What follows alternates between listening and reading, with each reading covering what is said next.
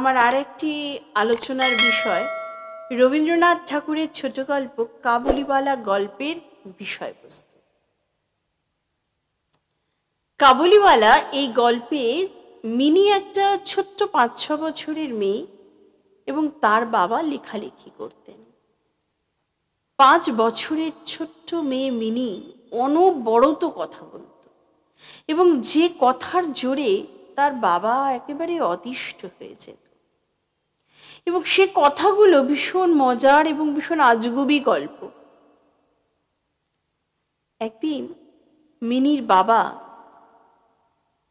লেখালেখি করছেন, হঠাৎ তিনি শুনতে পেলেন যে কাবুলিওয়ালা কাবুলিওয়ালা বলে কি একটা চিৎকার করছে। এখান থেকেই কাবুলিওয়ালা গল্পটা শুরু।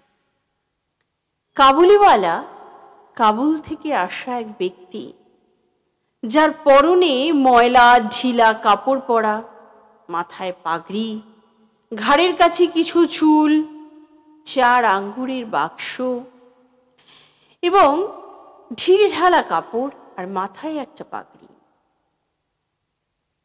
মৃদুমন্দ গতিতে খুবই হালকা চালে কাবুলিওয়ালা পথ দিয়ে যাচ্ছিল। তাকে দেখেই মিনির কি মনে হয়েছিল, সে অনবরত ডাকাডাকি শুরু করলো। বাবা ভাবলেন যে মিনির এই ডাকাডাকিতে তার আর সপ্তদশ পরিচ্ছেদটা বোধহয় শেষ হবে না।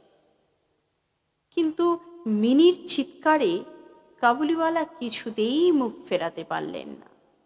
অবশেষে মিনির বাড়ির ভেতরে প্রবেশ করল। কিন্তু প্রবেশ করা মাত্রই মিনি তাকে দেখে এক দৌড়ে ঘরে চলে গেল, ভয় পেয়ে গেল। তার শিশু মনের মধ্যে একটা অন্ধবিশ্বাস ছিল যে কাবুলিওয়ালার ওই ঝুলিটার ভেতরে 2-4টে জীবন্ত মানব সন্তান হয়তো লুকানো আছে। এদিকে কাবুলিওয়ালা হাসি মুখে মিনির বাবাকে সেলাম করে দাঁড়ালো। মিনির বাবা মনে মনে ভাবতে লাগলেন যে না, তার থেকে কিছু না কিছু করার কিনাটাই বোধহয় ভালো, মানে কাবুলিওয়ালার থেকে অল্প কিছু কিনে নিলে কাবুলিওয়ালা এক্ষুনি চলে যাবে। অবশেষে মিনির বাবাকে জিজ্ঞাসা করলেন, কাবুলিওয়ালা বাবু, তোমার লড়কি কোথায় গেল? কাবুলিওয়ালা মিনির বাবাকে এটা জিজ্ঞাসা করলেন। মিনির বাবা মিনির ভয় ভাঙানোর জন্য তাকে ঘর থেকে ডেকে আনলেন এবং সে তার বাবার পা ঘেঁষে, ভয়ের চোটে পা ঘেঁষে দাঁড়ালো আর ওই ঝুলিটার দিকে এক দৃষ্টে তাকিয়ে রইল। কাবুলিওয়ালা সেই ঝুড়ির মধ্যে থেকে কয়েকটা কিশমিশ, কয়েকটা আখরোট বার করে তাকে দিতে গেল। মিনি আরো ভয় পেয়ে আরো দৌড়ে গিয়ে বাবার হাঁটুর কাছে গিয়ে দাঁড়ালো। কিছুদিন পর একটা সন্ধেবেলায় মিনির বাবা বাড়ি থেকে বের হচ্ছিলেন। হঠাৎ তিনি দেখলেন যে এইটুকু সময়ের মধ্যে মিনি এবং কাবুলিওয়ালা দুজনের এত বন্ধুত্ব হয়েছে যে তারা দুজনে জমিয়ে গল্প করছে। মিনির 5 বছরের অভিজ্ঞতা সে ব্যক্ত করছে, মানে বলছে কাবুলিওয়ালাকেও। আর কাবুলিওয়ালা সেই কথাগুলোকে, বাচ্চাদের কথা শোনবার তো লোক নেই, কাবুলিওয়ালাও সেই কথাগুলোকে ধৈর্য ধরে শুনছে। মিনির বাবা নিজে নিজেই লজ্জিত হয়ে যাচ্ছে এবং কাবুলিওয়ালাকে বললেন যে তুমি ওকে এত কিছু কেন দাও? আঙুর, কিশমিশ, আখরোট এত কিছু দাও কেন? এই বলে সে পকেট থেকে, মিনির বাবা পকেট থেকে একটা আধুলি বের করে কাবুলিওয়ালাকে দিলেন। কাবুলিওয়ালা খুবই সংকোচের সাথে সেটাকে গ্রহণ করলো এবং তার নিজের ঝুড়িতে পুরলেন। মিনির বাবা এই বলে চলে গেল আধুলিটা দিয়ে। যখন বাড়িতে ফিরে এলো তখন দেখলো সেই আধুলি নিয়ে প্রচন্ড একটা গোলযোগ বেঁধেছে এবং মিনির মা তীব্র স্বরে মিনিকে বকাবকি করছে যে তুই এই আধুলি কোথা থেকে পেলি? মিনি তার প্রত্যুত্তরে জানাচ্ছে কাবুলিওয়ালা দিয়েছে। মিনির মায়ের প্রশ্ন যে তুই কাবুলিওয়ালার থেকে নিতে গেলি কেন? মিনি কাঁদতে কাঁদতে উত্তর দিচ্ছে, আমি চাইনি, সে নিজের থেকে আমাকে দিয়েছে। এর মধ্যে কাবুলিওয়ালা আর মিনির বোধহয় একাধিকবার সাক্ষাৎ হয়ে গেছে। মিনির বাবা বেশ আন্দাজি করতে পারলো যে টাকা পয়সাটা মিনির বাবা দিয়েছে সেটাই কাবুলিওয়ালা ফেরত দিয়ে গেছে। মিনি কাবুলিওয়ালাকে মজা করে জিজ্ঞাসা করত, কাবুলিওয়ালা, তোমার ওই ঝুড়িটার ভেতর কি আছে? রহমত কাবুলিওয়ালার নাম একটা অনাবশ্যক চন্দ্রবিন্দু যোগ করত এবং যোগ করে তাকে উত্তর দিত হাতি। মানে কাবুলিওয়ালা বলতে চায় তার ওই ঝুড়িটার ভেতর একটা মস্ত হাতি আছে। আর ঠিক ওই কথাটা শুনেই প্রবল হাসিতে মেতে উঠত ছোট্ট মিনি, যা দেখতে রহমতের ভীষণ ভালো লাগতো। রহমত মিনিকে খোকি বলে ডাকত এবং বলতো, কখনো শ্বশুর বাড়ি যাবে না খোকি। বাঙালি মেয়েরা শ্বশুর বাড়িকে আজন্মই ভয় পায়, কিন্তু রহমতের কথায় সে পরিষ্কার উত্তর দিত, না না, কখনোই যাব না। সে উল্টো করে জিজ্ঞাসা করত, তুমি কবে শ্বশুরকে মারবে? মিনি বলতো, হাসতো, কিছু বলতে পারতো না, শুধু হাসতো। হেসে বলতো, কাবুলিওয়ালা, তুমি কিন্তু শ্বশুরকে মারবে। একদিন শরৎকালের সকালে দুজনের এই হাসি মুখ দেখতে দেখতে মিনির বাবার বেশ ভালো লাগছিল। তিনি কিন্তু বেশ ব্যাপারটাকে উপভোগ করছিলেন।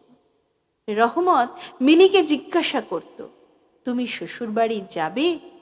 রহমত একটা কাল্পনিক শ্বশুরের প্রতি মুষ্টি মানে ঘুষির মতো হাত তুলে বলতো, আমি শ্বশুরকে মারবে। এই কথায় মিনি এত আহ্লাদিত হয়ে পড়তো যে হেসে হেসে মিনি গড়িয়ে পড়ত। এদিকে মিনির ওই হাসি দেখে খুবই ভীত সন্ত্রস্ত হতো মিনির মা। রবীন্দ্রনাথ ঠাকুর এই গল্পের মধ্যে মিনির মার একটা অদ্ভুত বিবরণ দিয়েছেন। তিনি বলেছেন যে রাস্তার কোনো শব্দ শুনলে মিনির মার মনে হতো সমস্ত মাতালেরা বোধহয় মিনির মার বাড়ির দিকেই ছুটে আসে। এই পৃথিবীটা সর্বত্রই যেন চোর ডাকাত আর মাতালের পৃথিবী, অর্থাৎ সব কিছুতেই মিনির মা প্রচন্ড ভয় পেত। রহমত কাবুলিওয়ালা সম্বন্ধেও মিনির মা খুবই শঙ্কিত থাকত। তার ভয় যদি তিনি মিনিকে তুলে নিয়ে যান, এবং মিনির বাবা যখন তার এই ভয়কে উড়িয়ে দিত তখন সে মিনির বাবাকে বলতেন যে দেশে কি কোনো ছেলে মেয়ে চুরি হয় না? দাস ব্যবসা কি প্রচলিত নেই? একজন প্রকাণ্ড কাবুলিওয়ালার পক্ষে একটা ছোট্ট ছেলে বা মেয়েকে চুরি করে নিয়ে যাওয়া কি একেবারেই অসম্ভব? এরকম নানাবিধ প্রশ্ন সে মিনির বাবাকে করত। কিন্তু মিনির বাবা এসব প্রশ্নকে একেবারেই আমল না দিয়ে রহমতের এই বাড়িতে আসাটাকে একেবারে নিশ্চিত করে দিল। প্রতি বছর ঠিক মাঘ মাসের মাঝামাঝি যে সময়, সেই সময় রহমত দেশে চলে যায়। এখানে যা বিক্রি বাট্টা করে টাকা ওঠে সেই টাকাগুলো সে দেশে পৌঁছতে যায়। একদিন রাস্তার মধ্যে রহমত মিনিকে দেখতে পায় এবং দুজনের মধ্যে একটা অদ্ভুত বোঝাপড়া তৈরি হয়ে গেছে। এটা মিনির বাবা বেশ বুঝতে পারত, কারণ সকালে আসতে না পারলে কাবুলিওয়ালা বিকেলে আসতো, বিকেলে আসতে না পারলে সকালে আসতো, কিন্তু দিনের মধ্যে একবার না একবার সে আসতোই মিনিকে দেখতে। আর মিনিও কাবুলিওয়ালাকে দেখে এত খুশি হয়ে যেত যে হাসতে হাসতে সে দৌড়ে যেত কাবুলিওয়ালার কাছে। দুই অসমবয়সী বন্ধুর মধ্যে এত আলাপচারিতা দেখতে এত আলাপচারিতা দেখতো যে মিনির বাবা তো লেখক, খুবই সংবেদনশীল মানুষ, এবং মিনির বাবার হৃদয় অত্যন্ত আনন্দে প্রসন্ন হয়ে উঠত। একদিন সন্ধেবেলায় মিনির বাবা যেহেতু লেখালেখি করত, তিনি প্রুফশিট সংশোধন করছিলেন। হঠাৎ তিনি দেখলেন যে রাস্তায় একটা গোলযোগের শব্দ। মিনির বাবা খুবই তাড়াতাড়ি জানলার কাছে গিয়ে দেখলেন যে রহমতকে দুই পাহারাওয়ালা বেঁধে নিয়ে যাচ্ছে, আর তার পেছনে কিছু কৌতূহলী ছেলের দল যাচ্ছে। রহমতের গায়ে পরিহিত পোশাকে সেই রক্তাক্ত দাগ এবং একজন পাহারাওয়ালার হাতে একটা রক্তাক্ত ছোড়া। মিনির বাবা দৌড়ে গেলেন এবং পাহারাওয়ালাকে দাঁড় করালেন। বললেন, ব্যাপারটা কি? আমি তো কিছুই বুঝতে পারছি না, কি করেছে রহমত? রহমতের মুখ থেকে তিনি ঘটনাটা শুনলেন। রহমতের মুখ থেকে তিনি শুনলে বুঝতে পারলেন যে একজন লোক পুরোপুরি মানে রহমতের সঙ্গে একটা মিথ্যেবাদিতা করেছে, অর্থাৎ মিথ্যে কথা বলেছে যে রহমত তার কাছ থেকে টাকা নিয়েছে, সে টাকা সে দেয়নি, এবং এই মিথ্যে কথার অপরাধকে সে মেনে নিতে পারেনি, যার জন্যই দুজনের মধ্যে ঝগড়াঝাটি শুরু হয় এবং রহমত তাকে একটা ছুরির আঘাত বসিয়ে দিয়েছে। রহমত সেই মিথ্যেবাদীর উদ্দেশ্যে নানা রকম অস্ত্র ব্যবহার করেছে, অশ্রাব্য গালি দিয়েছে, এবং একটা সময় মিনি কাবুলিওয়ালাকে দেখে ঘরের ভেতর থেকে দৌড়তে দৌড়তে চলে আসে। কাবুলিওয়ালা, ও কাবুলিওয়ালা বলে ডাকতে ডাকতে সে ঘর থেকে চলে আসে। ঠিক সেই মুহূর্তে রহমতের মুখে একটা অদ্ভুত হাসি ফুটে উঠল। যে রহমত মিথ্যেবাদী মানে তার সাথে মিথ্যে অভিযোগ দিয়েছে বলে রাগে ফুঁসছিল, সেই রহমত এক মুহূর্তে মিনিকে দেখে প্রফুল্ল হয়ে উঠল। কিন্তু তার কাঁধে আজ কোনো ঝুলি নেই।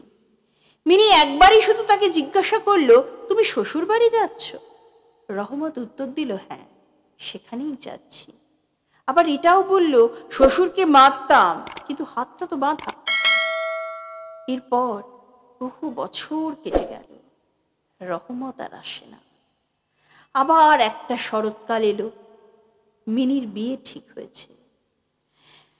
রবীন্দ্রনাথ ঠাকুর এখানে একটা অসাধারণ উপমা ব্যবহার করেছেন। কৈলাসবাসিনীর সঙ্গে পিতৃভবন থেকে মিনি যাবে শ্বশুর গৃহে। অবশেষে মিনির বিয়ের দিন উপস্থিত। সকালবেলা থেকে মিনির বাড়িতে ভারী গোলমাল, লোকজনের আনাগোনা, সানাই বাজছে ঘরে ঘরে, বাড়িতে টুংটাং আওয়াজ, আর মিনির বাবা তার লেগবার ঘরে বসে হিসেব মেলাচ্ছেন। হঠাৎ রহমত উপস্থিত হলেন। মিনির বাবা প্রথমটা তাকে চিনতে না পারলেও, কারণ তার লম্বা চুল নেই, শরীরে আগের মতো তেজ নেই, তাই মিনির বাবা প্রথমে তাকে বুঝতে পারলেন না। কিন্তু তার হাসি দেখে চিনতে পারল, ও সেই রহমত। মিনির বাবা বললেন, আজকে আমাদের বাড়িতে একটু কাজ আছে, ব্যস্ত আছি, পরে এসো রহমত। দরজার কাছে গিয়ে রহমত চলে যাচ্ছিল, ঠিক দরজার কাছে গিয়ে বলল, খোকিকে আজ একবার দেখতে পাবো না? রহমতের মনের বিশ্বাস, মিনি আজও খোকি। সে কাবুলিওয়ালা কাবুলিওয়ালা বলে আজও দৌড়ে আসবে, কিন্তু মিনির দেখা সে পেল না। কিছু কিশমিশ আর বাদাম আগের দিন তার বন্ধুর কাছ থেকে চেয়ে এনেছিল, সেগুলো সে মিনির বাবার হাতে দিয়ে বলল, খোকির জন্য এনেছিলাম। মিনির বাবা দাম দিতে গেলে সে বলল, আমি জানি বাবু, আপনার অনেক দয়া, আমি জানি, কিন্তু আজকে এই টাকাটা আমি কিছুতেই নিতে পারবো না। এই বলে রহমত চলে যাচ্ছে। এবং সেই সময় রহমত বলেছিল মিনির বাবাকে, বাবু তুমি আমায় টাকাটা দিচ্ছ ঠিকই, কিন্তু আমি জানো কেন মিনিকে এগুলো দিই? বাবু, তোমার যেমন একটা লড়কি আছে, দেশে আমারও একটা লড়কি আছে, আমি তারই মুখটা স্মরণ করে খোকির জন্য এগুলো নিয়ে আসি। আমি সওদা করতে আসি না বাবু, সওদা করলে আমি এখানে আসতাম না, আমি খোকিকে ভালোবাসি বলেই আসি। এই বলে তার পকেট থেকে এক টুকরো ময়লা কাগজ বের করে মিনির বাবার টেবিলের ওপর রাখল। মিনির বাবা দেখলেন কাগজের ওপর একটা ছোট্ট হাতের ছাপ, ফটোগ্রাফ নয়, তেলের ছবি নয়, খানিকটা ভুসো কালি হাতে মাখিয়ে কাগজের ওপর ছাপ দিয়েছে, আর ওই ছাপটুকু নিয়েই রহমত বেঁচে আছে। কন্যার এই চিহ্নটুকু সে বুকের কাছে নিয়ে প্রতি বৎসর কলকাতায় আসে ব্যবসা করতে। মিনির বাবা তার চোখে জলকে আর ধরে রাখতে পারল না। ছলছল করে উঠল মিনির বাবার চোখের জল। কাবুলিওয়ালা যে একজন পিতা তিনি সেই মুহূর্তে উপলব্ধি করলেন। মিনির বাবা একজন বিরাট বড় স্বনামধন্য লেখক। কয়েক মুহূর্তের জন্য তিনি বুঝতে পারলেন যে যতই তিনি লেখক হন আর কাবুলিওয়ালা সওদা করুক, দুজনেই কিন্তু পিতা। সেও পিতা, আমিও পিতা। তৎক্ষণাৎ মিনির বাবা মিনিকে অন্তঃপুর থেকে সবার মতকে উপেক্ষা করে মিনিকে ডেকে নিয়ে এলেন কাবুলিওয়ালার সামনে। যখন মিনি কাবুলিওয়ালার সামনে এসে দাঁড়ালো, তখন মিনির কপালে চন্দন আঁকা, বধূ বেশে সে সুসজ্জিতা। মিনিকে দেখে কাবুলিওয়ালা অবাক। সে একটা গভীর দীর্ঘ নিঃশ্বাস ফেলে মাটিতে বসে পড়ল। ঠিক সেই মুহূর্তে রহমতের মনে হলো, ও তার খোকিও তাহলে আজকে এত বড় হয়ে গেছে। তখন সে সেটা উপলব্ধি করতে পারল। এই 8 বছরে কত পরিবর্তন হয়েছে তার খোকির।